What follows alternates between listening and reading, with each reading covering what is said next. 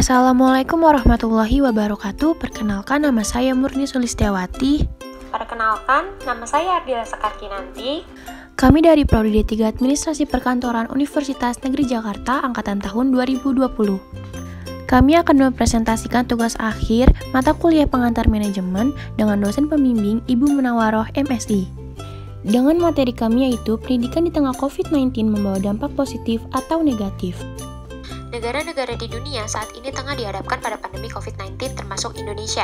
Pandemi COVID-19 menjadi krisis besar manusia. Manusia dipaksa berhenti dari rutinitas kehidupannya sehari-hari dan diminta berdiam diri di rumah. Persebaran virus corona di berbagai negara membuat perubahan-perubahan besar, seperti pada sektor ekonomi, teknologi, dan tidak terkecuali pada bidang pendidikan. Dunia pendidikan juga ikut merasakan dampaknya.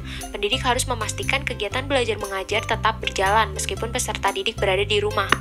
Hal inilah yang merupakan awal terjadinya perubahan strategi pada guru atau dosen dalam mengajar untuk siswa atau mahasiswa. Jika biasanya kegiatan belajar atau mengajar dilakukan di sekolah atau kampus, kini mau tidak mau baik guru atau siswa dituntut untuk melek teknologi. Pembelajaran daring merupakan salah satu metode pembelajaran online atau dilakukan melalui jaringan internet. Pembelajaran daring dikembangkan untuk memperluas jangkauan layanan pendidikan dan juga meningkatkan ketersediaan layanan pendidikan. Meski terlihat menyenangkan, ternyata pembelajaran daring yang dilaksanakan di rumah bukanlah sesuatu yang mudah. Selama belajar dari rumah, siswa banyak mendapatkan tugas. Belum lagi, peran orang tua lah yang harus mengawasi proses pembelajaran anaknya selama di rumah. Pemerintah menyediakan berbagai aplikasi pembelajaran yang dapat diakses dan digunakan oleh guru dan siswa. Media pembelajaran online atau sering disebut dengan e-learning merupakan media penunjang pendidikan dan bukan sebagai media pengganti pendidikan. Prosesnya, e-learning sebagai media distance learning menciptakan paradigma baru, yakni peran guru yang lebih bersifat fasilitator dan siswa sebagai peserta aktif dalam proses belajar mengajar.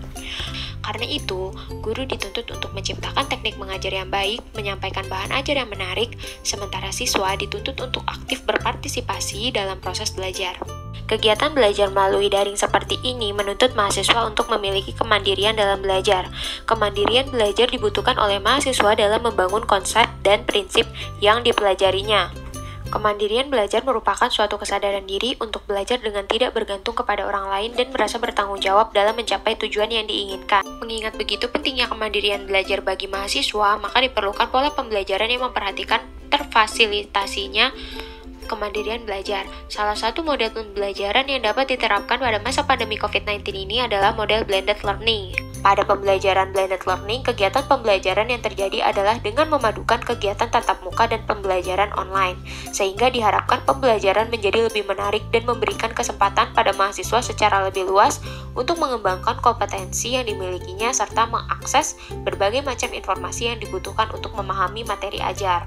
Setelah itu, ada kelebihan dari pembelajaran daring. Yang pertama itu praktis dan santai. Praktis karena dapat memberikan tugas setiap saat dan pelaporan tugas setiap saat.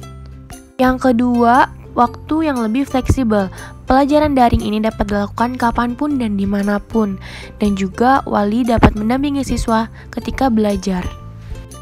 Next, ada kelemahan pembelajaran daring. Kelemahan dalam pembelajaran daring ini adalah yang pertama, kurang maksimalnya keterlibatan siswa. Keterlibatan siswa yang dimaksud dapat dilihat dari hasil keterlibatan siswa dalam mengikuti pembelajaran secara daring, dari awal hingga akhir pelajaran. Yang kedua, yaitu kesulitan mencari jaringan internet dan telepon yang sering dibawa orang tua bekerja. Yang ketiga, ada masalah sinyal. Dan yang keempat itu, mudah merasa jenuh dan bosan. Pada awal pembelajaran daring, materi hanya diberikan melalui Microsoft ataupun PowerPoint, sehingga lama-lama siswa merasa bosan dengan pelajarannya. Kesimpulan yang dapat diambil dari materi ini yaitu, pandemi COVID-19 membawa dampak positif dan juga dampak negatif bagi dunia pendidikan. Salah satu dampak positif baik bagi siswa atau maupun siswa dan juga guru atau dosen bisa lebih melek terhadap teknologi. Hal itu sangat bagus untuk persiapan menghadapi era industri 4.0.